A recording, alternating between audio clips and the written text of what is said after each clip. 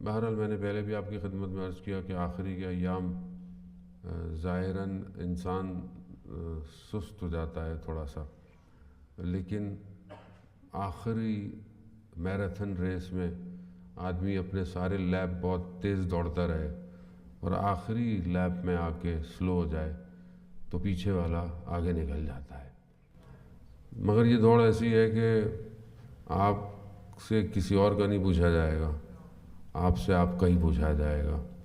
اتنی تم نے محنت کی، 10 دنوں میں، آگے 20 دنوں میں، 23 تک تم بڑے اسپرٹ کے ساتھ دوڑ رہے تھے، آگے آگے تم ٹھنڈے ہو گئے، ریلیکس ہو گئے کہ چلو اب تو معاملہ ختم ہو ہی گیا ہے۔ وہی سب سے خطرناک معاملہ ہے۔ آپ مستحضر ہوں گے کہ چند راتوں میں جو بہترین راتیں ہیں اور جن کے لیے بہت اعمال اور عبادات آئے ہیں، ان میں سے ایک رات شب عید کی رات ہے۔ یعنی چند راتوں میں سے شب عید کی رات کو بہت اہمیت دی گئی ہے۔ اس میں دعائیں ہیں، اس میں مستحبات ہیں، بہرحال عبادت میں گزارنا۔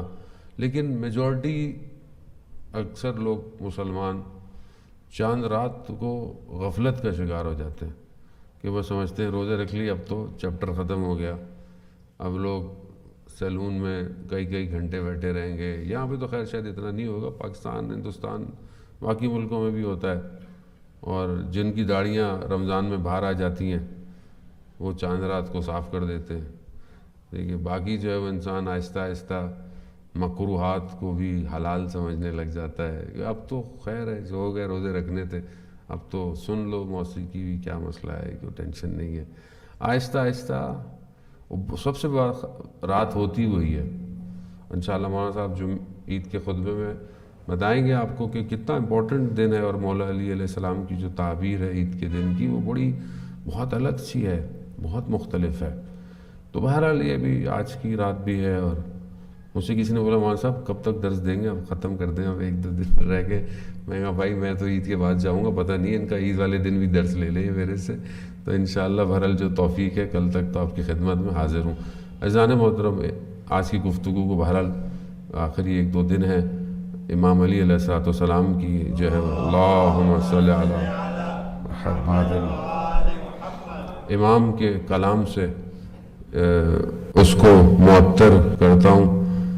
ایکو اس کا بند کر دیں گے تو مجھے بھی مشکل نہیں ہوگی، اس کا ایکو شاید کھول دیا میں، کوئی نوا خان تو نہیں جو آپ نے اس کا ایکو کھول دیا، تو اس کا ایکو ہاں صحیح کر دیں۔ صلوات بھیج دیں محمد و آل محمد، اللہم صلی علی محمد و آل محمد۔ عزیزان محترم، امام علی علیہ السلام کے کلام سے جو ہے وہ معطر کرتے ہیں اپنی اس مجلس کو۔ امام فرماتے ہیں دنیا کے بارے میں کہ دنیا میں جو لوگ ہیں وہ اس سوار کی مانند ہیں کہ جو سو رہے ہیں اور سواری جو ہے وہ جاری ہے۔ یعنی سوار کس کو کہتے ہیں؟ جو پیسنجر ہوتا ہے، جو ٹریول کر رہا ہوتا ہے، یعنی جو پیسنجر ہیں وہ نیند میں ہیں، سو رہے ہیں، اور گاڑی جو ہے وہ چل رہی ہے۔ دنیا میں غفلت اسے کہتے ہیں۔ اب ہم کچھ کریں کہ نہ کریں، ہماری زندگی گاڑی موت کی طرف جا رہی ہے۔ آپ چاہیں نہ چاہیں آج کا دن آپ کی زندگی سے ایک دن کم ہو جائے گا۔ آپ کچھ کریں نہ کریں، آپ ایک دن ختم ہو گیا آپ کا دن۔ جب امام رضا علیہ السلام سے پوچھا گیا اللہم صلی علی محمد و آل، امام سے پوچھا گیا، امام سے کیف اصبحتو، کہ آپ صبح کیسے کرتے ہیں، تو اس میں بھی 2-4 باتیں تھی، اس میں سے ایک بات امام نے یہی فرمائی کہ میری صبح ایسے ہوئی کہ میں ایک دن اپنی موت کے قریب ہو گیا ہوں۔ ہم دنیا کیا کہتی ہے؟ ماشاءاللہ بڑا ہو گیا ہے، بڑا ہوتا جا رہا ہے، ایج دیکھو اس کی کتنی، وہ اوپر تو بڑا ہو رہا ہے، زندگی کم ہو رہی ہے اس کی۔ جتنا وہ اوپر جا رہا ہے اتنا وہ موت کے قریب جا رہا ہے، تو اسے زیادہ زندگی کے بارے میں سنجیدہ ہونا چاہیے، سیریس ہونا چاہیے۔ لیکن ہم اپنی زندگی میں بہرحال امام کی تعبیریں کتنی خوبصورت ہیں کہ اس طرح ہیں جیسے پیسنجر گاڑی میں بیٹھے ہوں، جہاز میں بیٹھے ہوں اور سو رہے ہوں، اور جہاز جو ہے وہ اپنی منزل میں جا، اور اگر ڈرائیور سو جائے تو گاڑی کہاں جائے گی؟ کھائی میں، پہاڑی میں، ایکسیڈنٹ۔ نہیں آتے. آپ دیکھیں ہائی وے پر ذرا سی دیر کے لیے انسان کی آنکھ لگ جائے، ذرا سی سیکنڈ بس، اور حادثہ سیکنڈز میں ہوتا ہے. حادثہ بتا کے تھوڑی ہوتا ہے کہ حادثہ ہونے والا ہے، نہ، حادثہ سیکنڈ میں ہوتا ہے. یہ تو خدا کا شکر کریں کہ خدا ہمیں جس طرح رکھا ہوا ہے، ہم کتنے حادثے کرتے ہیں لیکن پھر خدا ہمیں بچا لیتا ہے. خدا ہم سے، مطلب میں اپنے آپ سے کہوں گا، میں کتنی غفلت کرتا ہوں، کتنا غافل ہوں، اور مطلب میں بعض اوقات مجھے پتہ بھی نہیں ہے کہ میں غفلت کر رہا ہوں. اور غافل جو لوگ ہیں ان کی جو مذمت ہے وہ بہت سخت ہے. قرآن کے اندر جو تعبیر غافلوں کے لیے استعمال ہوئی ہے، غافل کے لیے، بہرحال میں اس کو انگلش میں آپ کو کیسے سمجھاؤں کہ بہرحال جوان بیٹھے ہوئے ان کو کچھ سمجھ آئے، کہ یعنی آپ ایک چیز کو جانتے ہیں مگر اس کی طرف آپ کی توجہ نہیں ہے.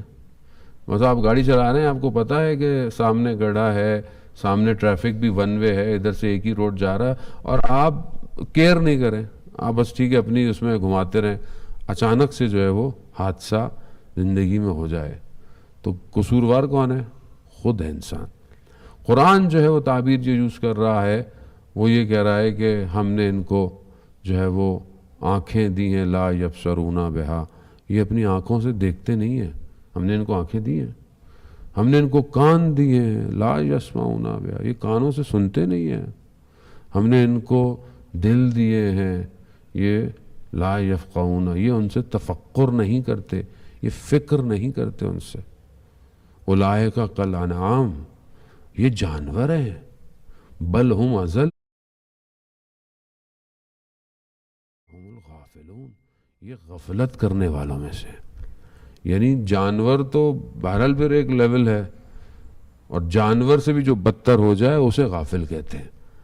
یعنی انسان کو اللہ نے آنکھیں دی ہیں مگر وہ دیکھ ہی نہیں رہا ان سے. اور آپ کو کیا یہ نظر آ رہا تھا نا، یہ تو سب کو نظر آ رہا ہے.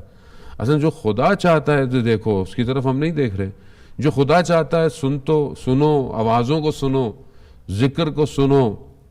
یسبح للہ ما فی السماوات ما فی الارض، زمین اور آسمان میں اللہ کی تسبیح پڑھی جا رہی ہے. تمہیں کیوں نہیں سمجھ میں آتی؟ تمہاری زندگی گزر گئی، تم قبر کی طرف متوجہ ہو، تم نے ایک دفعہ ذکر کی آواز نہیں سنی جو کائنات میں ہو رہی ہے.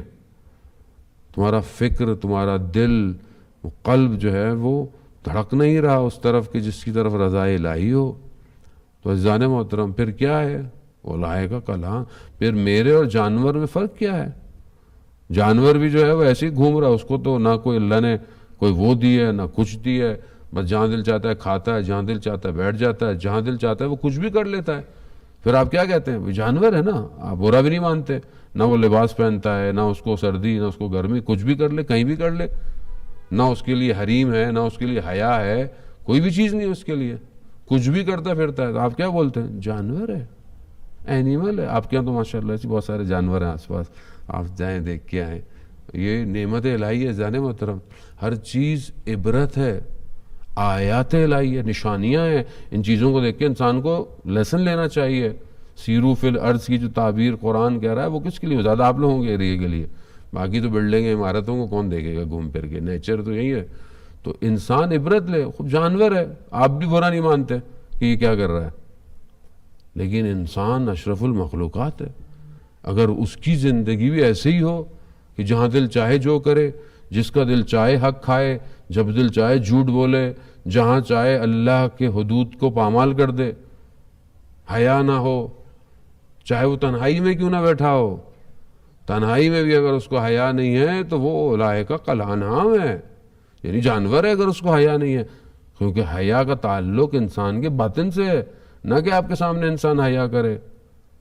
وہ مشہور تعبیر ایک عالم دین کہتے ہیں کہ انسان کے سامنے چھوٹا سا بچہ بیٹھا ہو تو انسان گناہ نہیں کرتا کہ بچہ ہے کیا سوچے گا، لیکن تنہائی میں گناہ کرتا ہے، مگر یہ نہیں کہ اس کا خدا نہیں اس کو دیکھ رہا. یعنی خدا کو بچے کے برابر بھی نہیں سمجھتا. اس کو مطلب حیا نہیں ہے، اس کو حیا ہونی چاہیے تھی.